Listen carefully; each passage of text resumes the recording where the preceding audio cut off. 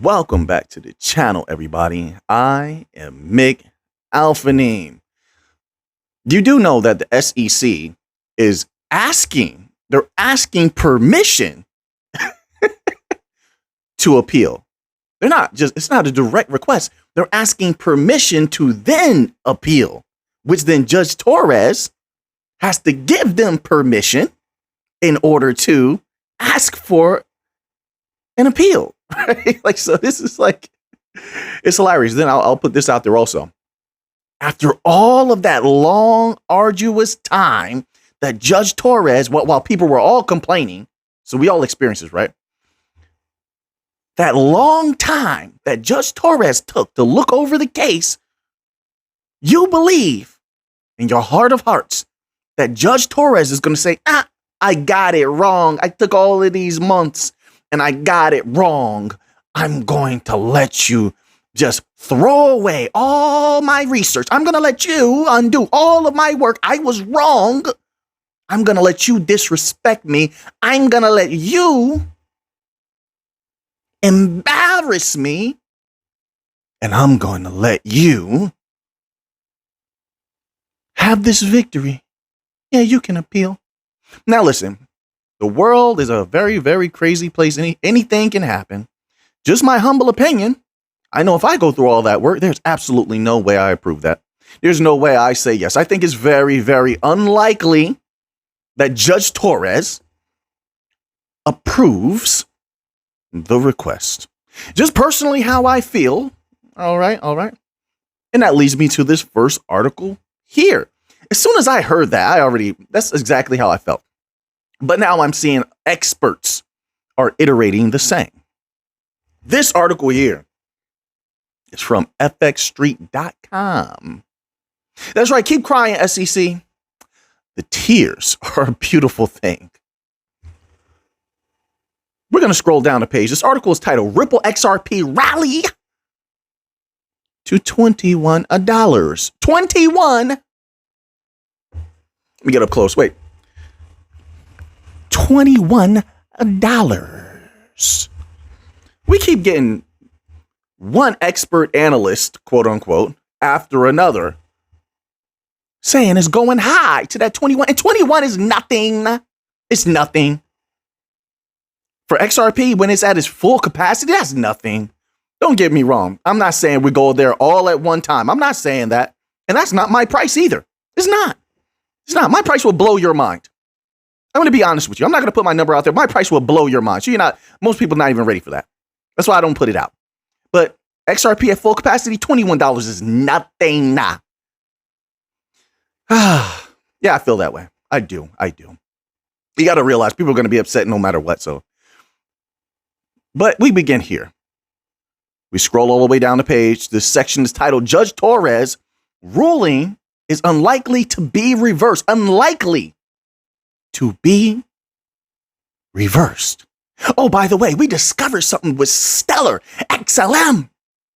Oh, somebody was talking too much and they told. They told. Yeah. See, when you talk too much, sometimes you let things slip out. So in a later chapter, the XLM chapter is going to get real interesting in my humble opinion. Let's read this little tidbit here.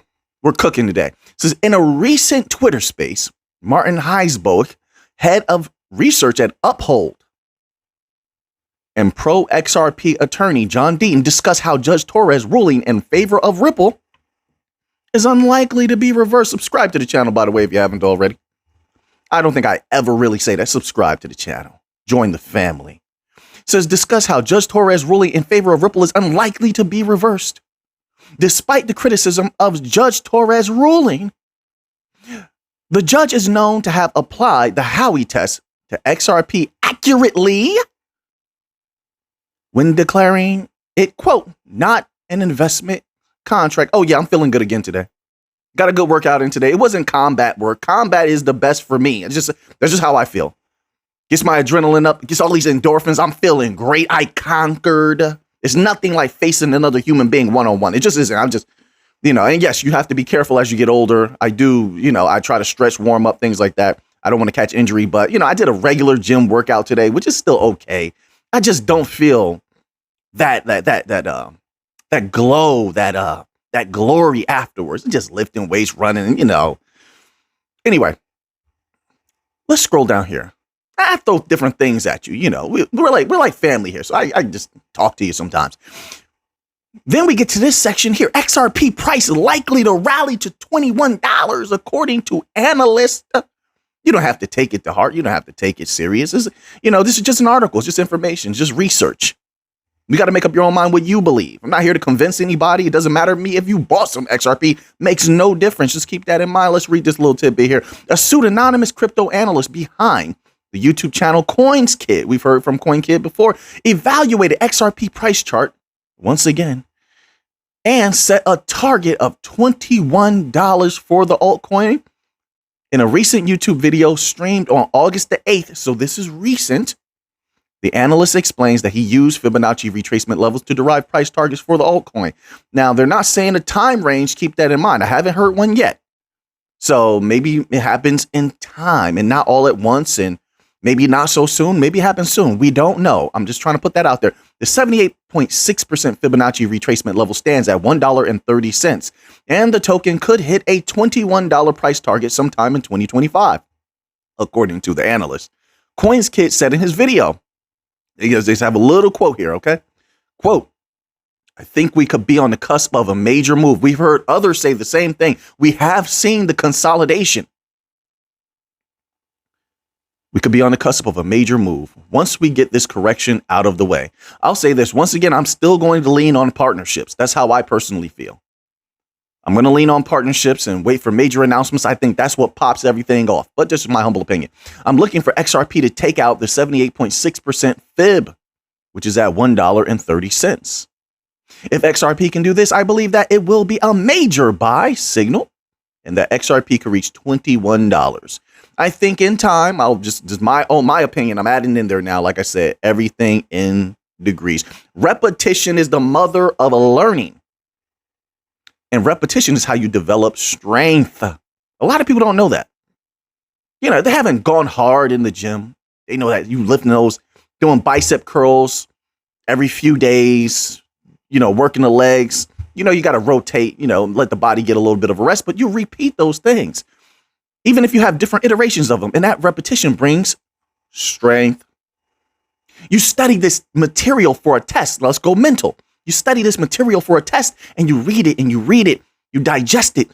And over time, that repetition helps you to gain a higher understanding. You become mentally stronger. Repetition is growth. Repetition is the mother of learning. When you engage in an activity over and over again, let's say you're practicing guillotines, right? You're practicing double legs. You're practicing double jabs, right? Or you're just throwing a regular jab. Over time, you grow. Repetition is an important thing when it is utilized in the right way. Power to you, right?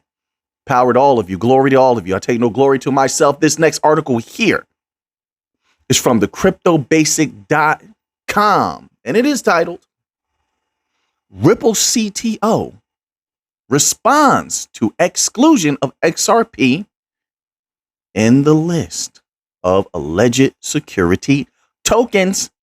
Oh, no XRP. That's another thing with the SEC request. They're not disputing XRP as a security from what I've read from the lawyers.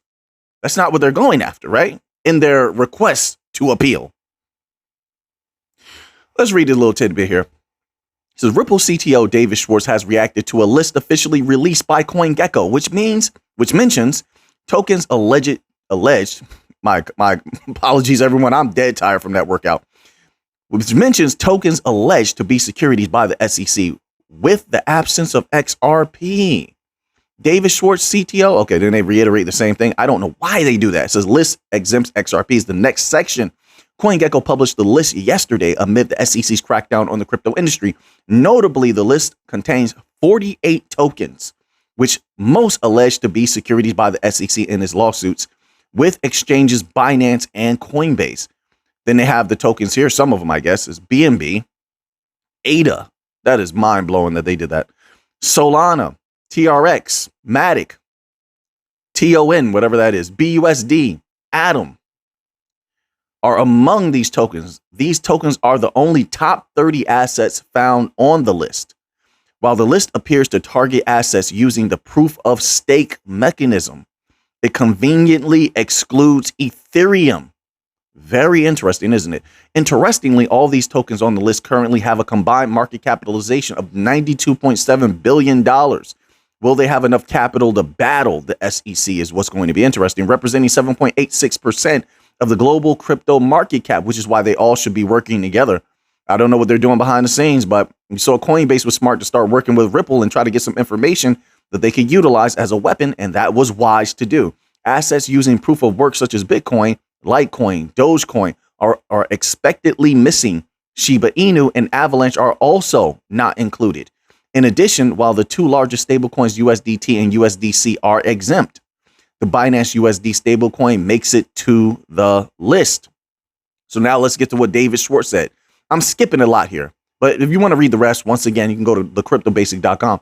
David Schwartz reacted to the list, humorously pointing out that Orange Grove's Live Beavers, sorry about that, and Whiskey Warehouse Receipts are not on the list. Notably, the SEC had previously dragged these items into its securities classification as it sought to extend its oversight. Wow. The regulatory agency involved Orange Groves in his case against W.J. Howey Company in 1946, Live Beavers in the case against Continental Market Corporation in 1967, and Whiskey Warehouse Receipts in the M.A. Lundy Associates case in 1973. All right, so let's move on to the next article here. This article here is from thecryptopotato.com and is titled XRP Lead Lawyer Slams SEC Appeal Request Reveals Important Date. So it says here the ongoing legal spat between Ripple Labs and the U.S. Securities and Exchange Commission is undoubtedly amongst the most important lawsuits for the cryptocurrency industry. Today saw some serious developments as both parties have taken some actions. First bullet point, as Crypto Potato reported earlier, the SEC filed an interlocutory brief seeking its intention to overturn the ruling of Judge Annalisa Torres, which is interesting that the judge that they're trying to overturn is the one who will have to approve that after all their hard work, just throw it down the drain. Next bullet point.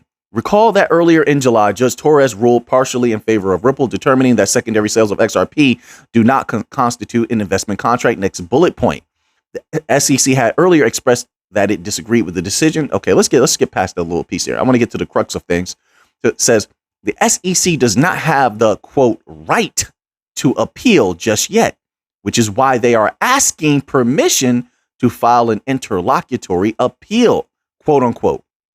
Ripple will file its response with the court next week. Stay tuned. It says here, Algorand essentially claims that the commission lacks legal standing in filing an appeal. Hence the interlocutory appeal request, while also revealing when Ripple plans to take action against it. So I think also in a way that they see that the FUD is heavy. They obviously are against the crypto industry, period, right? So they're trying to add a little bit more FUD, and it worked. People are taking that and they're running with it. You know, they're running with it. They're going to scare a lot of people.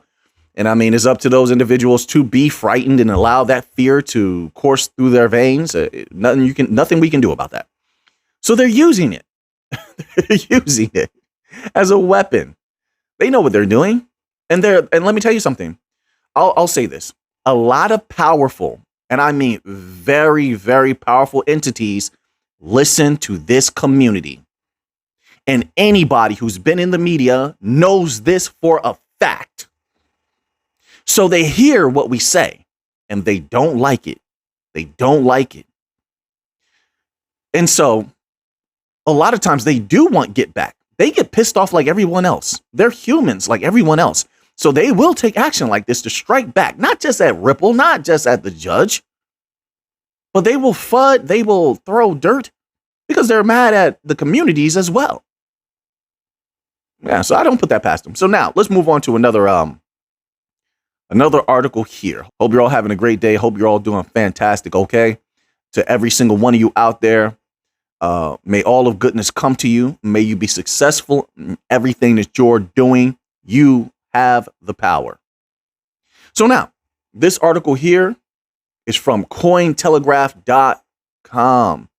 And it is titled, Federal Judge Suggests Q2 2024 Trial for SEC Case Against Ripple Executives. This is aiming for a jury trial to start between April 1st and June the 30th, 2024. Judge Annalisa Torres laid out deadlines for the SEC and Ripple defense lawyers to submit certain motions. The judge overseeing the civil case of the United States SEC against Ripple Labs plans to schedule a jury trial starting in the second quarter of 2024. In August 9th filing in the U.S. District Court for the Southern District of New York, Judge Annalisa Torres said the court would be moving forward with plans for a jury trial for Ripple CEO Brad Garlinghouse and co-founder Chris Larsen. The judge gave a deadline of August 23rd for prosecutors and defense lawyers to submit blackout dates for the trial, but aimed for a start date between April 1st and June the 30th, 2024.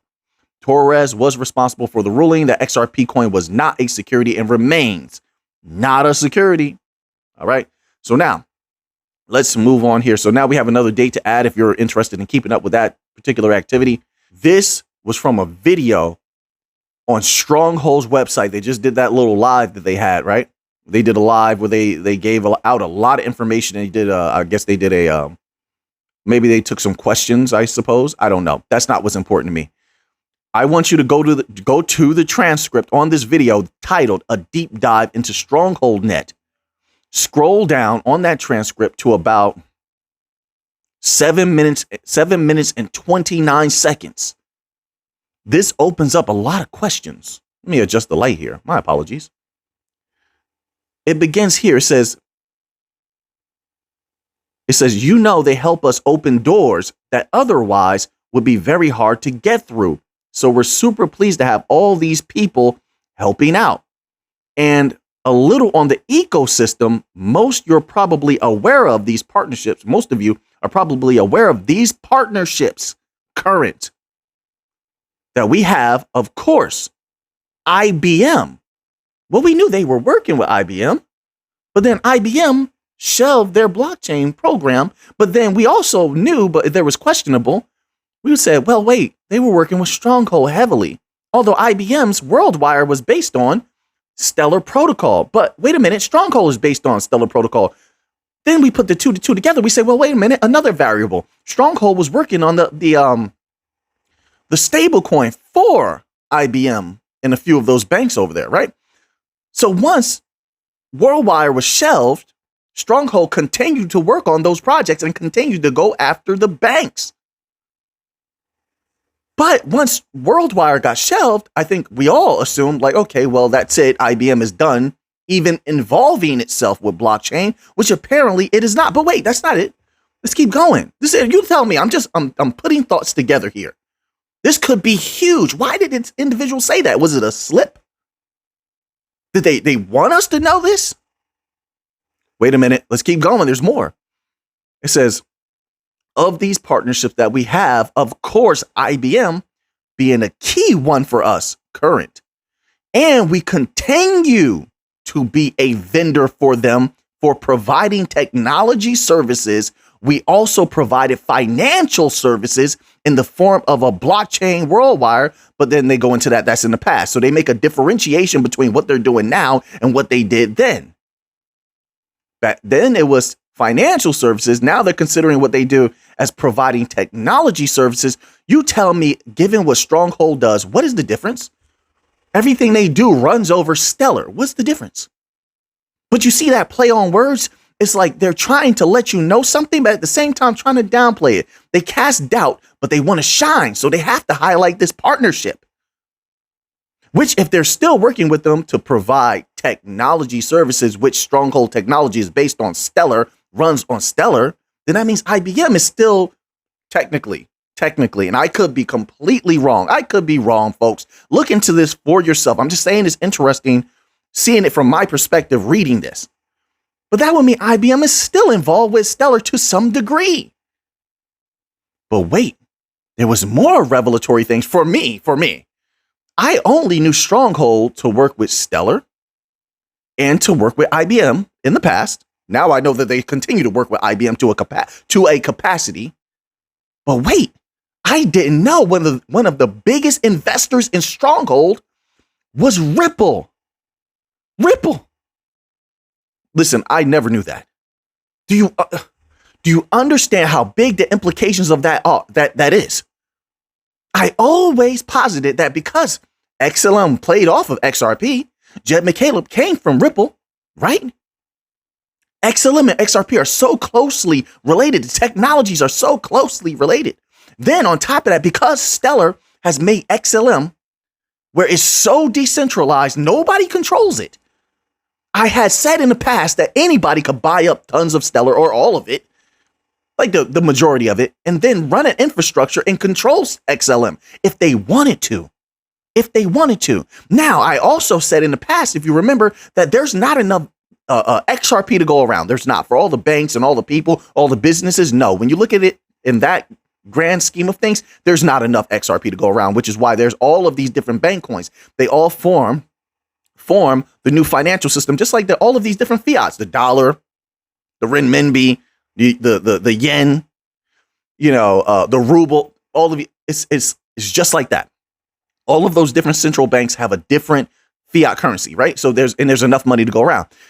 But because of that, if you wanted to dominate a little more and you were Ripple and you knew that there was this other currency that was almost a mirror image of your own, would you not invest in companies that run it? So that way you can have a measure of control over it if ever you needed to.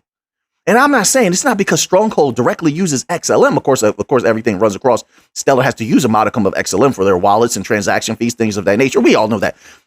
But they could always use XLM directly through any XLM-based system. I mean, so why, you tell me, why do you think Ripple would invest deeply in a company that's built on Stellar and yet is not utilizing Ripple Ripple knows Stronghold is not utilizing XRP. So why would they invest in Stronghold? Some interesting things are going on, folks. I'm putting thoughts together in my head. Now I'm going to start digging a little bit deeper into some of these activities here. I'm going to leave it at that for now. Now let's go to this next article. All right. This next article is titled, "The U.S. should brace for a crash landing after credit rating downgrade." Now, I've read about 2 or 3 articles like this in the last 2 days.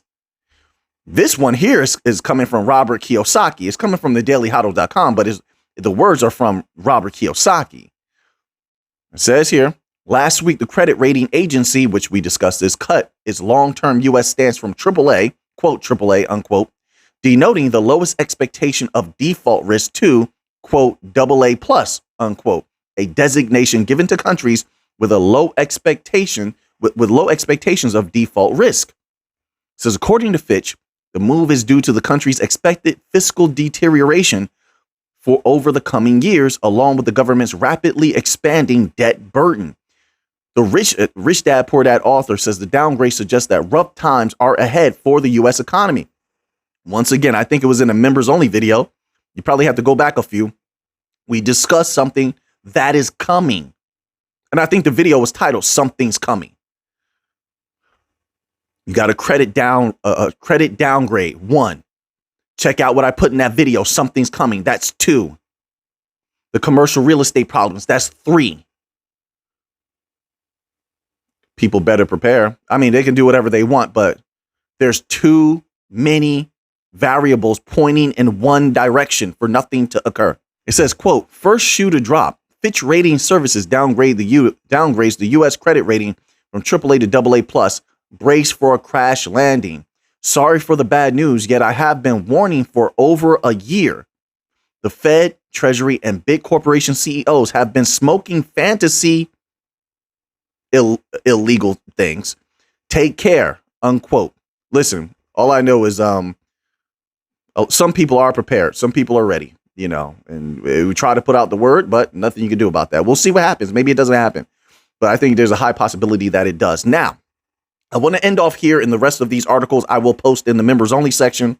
All right, I don't know if they send out notifications when I do regular posts, not video posts, regular posts. I don't know.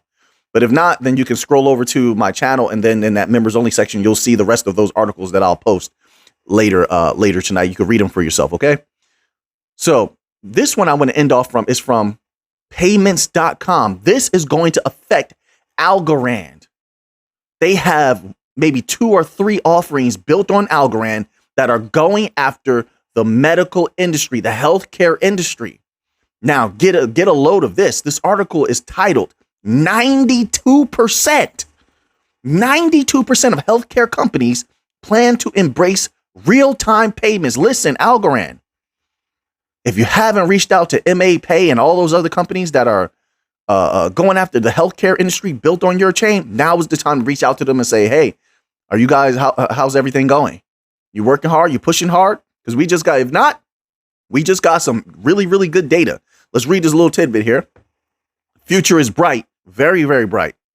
It says, and with the move into real-time payments, the stage is set for a continued embrace for faster transactions, modernizing a $1 trillion industry. This is more trillions. A $1 trillion industry that has thus far been reliant on paper checks, paper invoices, and a host of inefficiencies in the mix.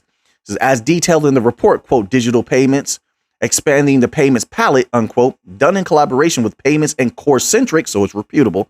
There's been a growing recognition of the benefits of digitization. We're going to dominate. We're going to take over. It's just a matter of time. It's going to take a little time, but we're going to get there. In my humble opinion, not financial advice, all right? The urge to improve the visibility and speed of transactions finds its roots, most recently in the redacted, as businesses have needed to improve their relationships with suppliers and end users. Also, they needed traceability. They need it badly in the US, I'll tell you that right now. Because as we've noted, businesses by and large support a range of firmly entrenched business transactions. In one example, 93% of finance and insurance businesses support credit card transactions, and 88% support debit card transactions. Drill down a bit, and there's a greenfield opportunity to get digital options more firmly into the mix. The same report found that, for example, just 37% of finance and insurance businesses support e-payables. That's unbelievable. I didn't know that. So we can take over. Now's the time. Work hard, stay motivated, stay fired up, and get after that business. Get after that money. It's there for the taking. And we have easeability of use. We can deploy easily. It's just about how much these companies want it. It says, beyond financial services, the healthcare industry is ripe for a data-driven overhaul. Who does that better than us? It says roughly 96% of healthcare companies support credit card payments and 84% of healthcare companies support debit card. They reiterate that. It says e-checks and beyond. There's some evidence that healthcare firms are pivoting towards taking traditional payment methods into the realm of bits and bytes, digitizing. The data show that 67% of healthcare companies support e-checks. With the advent of real-time payments, there's the need for speed. Of the 250 healthcare and finance professionals surveyed, of the companies that have not made specific investments, 86% of finance and investment professionals have real-time payments on their investment roadmaps. Boom. We're going to leave it off there. Once again, that's on payments.com, PYMNTS.com. The future's looking bright. Things are looking good. And I hope you're doing well also. So now that you have that information, what are you going to do with it? I know what I'm going to do with it. So until next time, let's get to the money.